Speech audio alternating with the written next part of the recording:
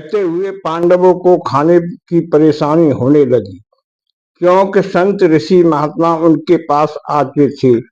उनका आदर सत्कार करने के लिए पांडवों ने सूर्यदेव की तपस्या की। सूर्यदेव ने उन्हें प्रसन्न होकर अक्षय पाद दिया। उसका खाना तब तक समाप्त नहीं होता था तब तक बनाने वाला खाना ग्रहण नहीं कर लेता था। अर्जुन ने इंद्रदेव की तपस्या से फिर इंद्रलोक में उसको वर मांगने को कहा। अर्जुन ने दिव्यास्त्र अस्त्र इंद्र से मांगे। इंद्रदेव ने कहा, हे अर्जुन, पहले योगीराज शंकर जी की तपस्या कर पशुपशास्त्र प्राप्त करो। इसके बाद मेरे पास इंद्रलोक आ जाना। वहीं आपको दिव्यास्त्र मिल जाएंगे और उन्हें किस प्रकार प्रयोग करना है वहां तुम्हें सब कुछ बता दिया जाएगा। फिर अर्जुन ने शंकर जी की तपस्या आरंभ कर दी। काफी दिन के बाद शंकर जी ने उन्हें दर्शन दिए और पूछा, हे वत्स, तुम्हें क्या चाहिए? अर्जुन ने कहा, हे योगीराज, मुझे दिव्यास्त्र के लिए आपका पशुपशास्त्र चाहिए। इंद्रदेव ने कहा है, जब तक योगीराज शंकर जी से पशुपशास्त्र प्राप्त नहीं करोगे तब तक तुम्हें दिव्यास्त्र प्राप्त नहीं होंगे। तब शंकर जी ने कहा, हे बस, वनवास में दिव्यास्त्रों का क्या करोगे? फिर अर्जुन ने कहा, हे योगीराज, क्षत्रिय का अधिकार है कि वो हमेशा अस्त्रों की प्राप्ति के लिए कुछ न कुछ करता रहे। तब शंकर जी ने उन्हें अपना पशुपशास्त्र दिया। अर्जुन ने उन्हें प्रणाम कर कहा कि अब मैं इंद्रलोक के लिए जा रहा हूँ। तब अर्जुन इंद्रलोक के लिए चल दिए। अर्जुन स्वर्गलोक की चल दिए। हस्तिनापुर में दुर्योधन ने कहा, अस्त्र शस्त्र इकट्ठा पांडव कर रहे हैं, मुझे भी युद्ध की तैयारी कर देनी चाहिए।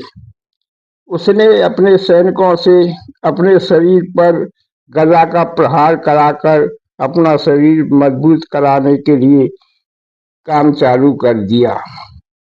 कर्ण विजय यात्रा कर लौट आई।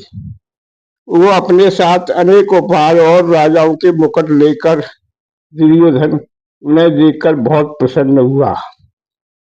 धृतराष्ट्र और दुर्योधन ने कर्ण की बहुत बहुत बड़ाई की कि देखो, अंगराज कर्ण कितने राजाओं के मुकुट लेकर लौटा है। अब भीष्म जी और दुर्योधन ने कहा कि इसमें कोई इतनी बड़ाई नहीं है। अब कर्ण और दुर्योधन एक जगह बैठे हुए थे। तब दुर्योधन ने कहा, हे मित्र, मुझे भीम की प्रतिज्ञा मेरे कानों में गूंज रही है। मैं भीम के हाथों मरना नहीं चाहता हूँ। तब कर्ण ने कहा, हे मित्र, आप एक महारथी हो, आपको ऐसी चिंता शोभा नहीं देती। दुर्योधन ने कहा, हे मित्र, वो भी तो एक महारथी है। हम दोनों ने एक ही गुरु द्रोणाचार्य से शिक्षा प्राप्त की है। जो मैं जानता हूँ वो भी जानता है। कर्ण ने कहा कि मित्र, भीम से डर रही हो। दुर्योधन ने कहा कि मित्र, डरना तो हम किसी को गुरुदेव ने नहीं सिखाया है, इसलिए मैं नहीं डरता हूँ, न भीम डरता है। दुर्योधन से शकुनी ने कहा, हे भांजे, तुम चिंता न करो, तुम सदा हस्तिनापुर के राजा रहोगे।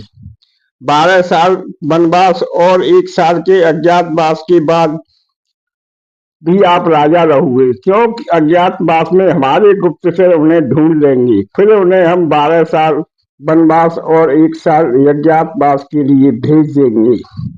तब दुर्योधन ने कहा, हे मामासी, आप बताता नहीं हो। अगर आप बताता होते तो मुझे कोई चिंता न रहती। आपकी कई योजनाएं विफल हो चुकी हैं।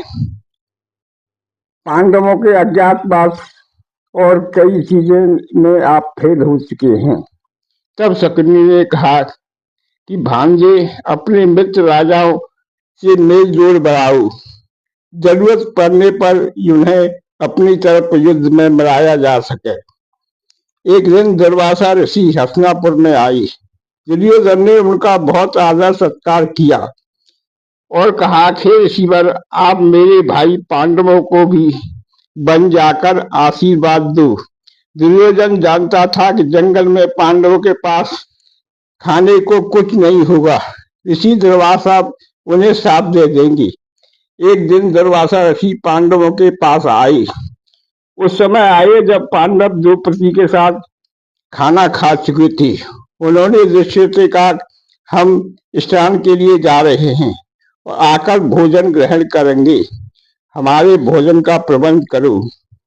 द्रौपदी ने सुना तो द्रौपदी को चिंता होने लगी कि भोजन समाप्त हो चुका है, अब भोजन ऋषियों को कैसे कराएंगे। उस समय द्रौपदी ने अपने भ्राता श्री कृष्ण को याद आई। श्री कृष्ण जी उनसे मिलने के लिए ही आ रहे थे और उन्होंने द्रौपदी को आते ही कहा, बहन, मुझे भूख लगी है, खाने को कुछ दो। तब द्रौपदी ने अक्षय पात्र लेकर कृष्ण के पास गई और कहा, हे माधव, इसमें चावल का एक दाना है, आप भी खाओ और सारे ऋषि मुनियों को भी खिलाओ। तब श्री कृष्ण ने वह चावल का दाना अपने हाथ ले लिए और अग्निदेव को साक्षी मानकर कहा, इस दाने से अगर मैंने कोई धर्म कर्म किया है तो सभी ऋषि मुनियों का पेट भर जाना चाहिए। जैसे ही श्री कृष्ण ने चावल का दाना खाया, दुर्वासा ऋषि और उनके शिष्यों को अनुभव हुआ कि उनकी भूख तो है ही नहीं। उन्होंने कहा, अब जल्दी से स्नान करो और यहाँ से चलेंगे, क्योंकि अगर पांडव खाने के लिए आ गए तो अब हमें तो भूख ही नहीं है। इसलिए दुर्वासा ऋषि स्नान कर गायत्री मंत्र का जाप करते हुए वहां से चले गए। ने कहा, कैसे देव, दुर्वासा ऋषि को लेकर आओ, उन्हें भोजन कराना है। तब श्री कृष्ण ने कहा कि हे भैया, उन्हें खाना खाना होगा तो खुद ही आ जाएंगे, हो सकता है वो किसी और के अतिथि हो गए हों। तब दुर्वासा ऋषि को अब द्रौपदी को कोई चिंता नहीं थी। अब भीमसेन भी वन गवन घूमने चले गए। उन्होंने देखा कि एक वृद्ध ब्राह्मण रास्ते पर लेटे हुए हैं, उनके पैर पूरे रास्ते पर हैं। तब भीमसेन ने कहा, हे महात्मन, आप अपने पैर हटा लो तो मैं आगे चला जाऊंगा। उस वृद्ध ब्राह्मण ने कहा, हे पथिक, मेरा शरीर इस समय काम नहीं कर रहा है, तुम ही एक काम करो, या तो मेरे पैर लांग कर चले जाओ या फिर मेरे पैर पकड़कर दूसरी दिशा में घुमा दो, फिर आप जा सकते हो। फिर भीमसेन ने कहा, हे ब्राह्मण, मैं आपके पैरों को लांग कर नहीं जा सकता हूँ, इसलिए मैं आपके पैर पकड़कर दूसरी दिशा में घुमा दूंगा। फिर भीमसेन ने ब्राह्मण के पैर पकड़कर उठाने चाहे, पर भीम के पूरे जोर लगाने पर भी उस वृद्ध ब्राह्मण के पैर न हिल सके। तब भीमसेन ने कहा, हे ब्राह्मण, आप कौन हो?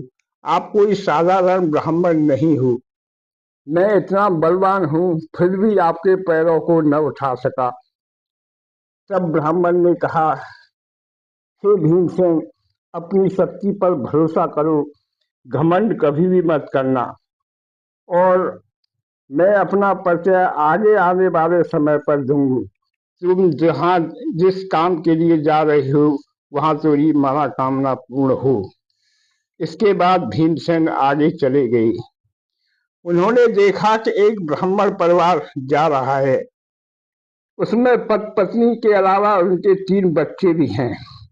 उन्होंने देखा कि एक विशालकाय राक्षस उन्हें घेर कर खड़ा है और उनसे कह रहा है कि मेरी माता को यज्ञ के लिए एक उत्तम आहुति चाहिए। ब्राह्मण ने कहा कि मुझे ले चले। तब राक्षस ने कहा, पति पत्नी तुम बूढ़े हो चुके हैं, अपने 3 पुत्रों में से मुझे एक पुत्र दे दो। बड़े लड़के के लिए पिता ने मना कर दिया, छोटे को माता ने मना कर दिया। मझले पुत्र ने कहा, हे महोदय, मैं मझला हूं, इसलिए किसी का प्यारा नहीं है, मुझे ले चलो। तभी भीमसेन ने देखकर कहा, हे ब्राह्मण, आपने अपने माता पिता का बहुत अपमान किया है।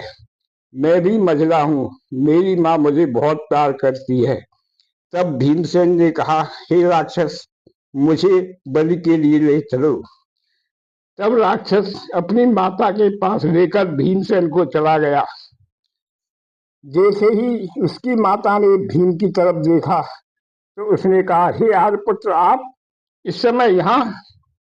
तब भीमसेन ने कहा, मैं एक बलि हूँ, न मैं किसी का पिता हूँ, न किसी का पति हूँ।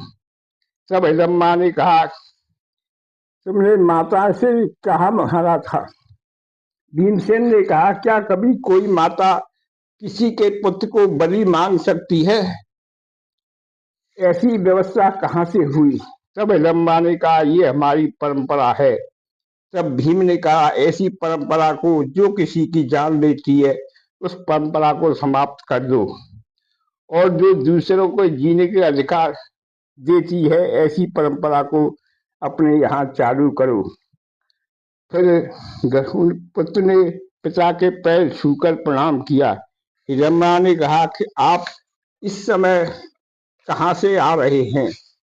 तब भीम ने कहा कि दुर्योधन ने दूध कीड़ा में छल करके हमारा राजपाट छीन लिया है। फिर हम 5 भाई और 2 पति 12 साल के वनवास हो, 1 साल अज्ञातवास पर हैं, हमको काटना है। घटोत्कच ने कहा, पिताजी, आप सभी लोग हमारे पास रहो। पर भीम ने कहा, पुत्र, हम वनवास में आए हैं, इसलिए हम तुम्हारे पास नहीं रह सकते हैं। घटोत्कच ने कहा कि मैं तुम्हारे साथ चलूंगा और चाचा अर्जुन से धनुष विद्या सीखूंगा। तब भीमसेन ने कहा, हे पुत्र, अर्जुन इस समय इंद्रलोक दिव्यास्त्र प्राप्त करने के लिए गए हैं। तब घटोत्कच ने कहा, आने वाले समय में कोई युद्ध होने वाला है जो चाचा अर्जुन दिव्यास्त्रों की खोज में गए हैं। तब भीम ने कहा, हे पुत्र, एक भयंकर युद्ध होने वाला है जो संसार के इतिहास में कभी न हुआ है न होगा। अस्त हम छिट्टे कर रहे हैं। फिर घटोत्कच ने कहा, हे पिताश्री, उस समय मुझे मत भूलना और युद्ध में अवश्य बुलाना। मैं ऐसा युद्ध करूंगा कि संसार में किसी ने न किया हो। इसके बाद भीमसेन कुछ दिन रहकर वहां से और पांडवों के पास आ गई।